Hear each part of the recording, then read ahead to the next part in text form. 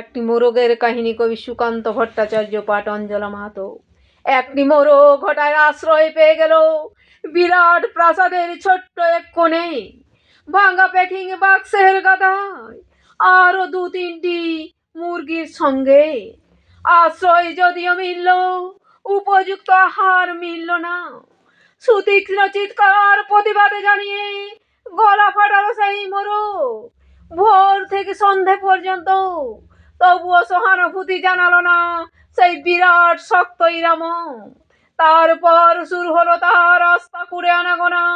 আশ্চর্য, সেখানে প্রতিদিন মিলতে লাগলো ফেলে দেওয়া ভাত, রুটি, চমৎকার খাবার। তারপর এক সময় আস্তা কুড়ো এলো অংশীদার, ময়লা ছেঁড়া নেকড়া পড়া দু তিনটে মানুষ।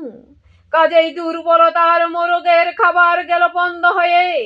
খাবার, খাবার, খানিকটা খাবার।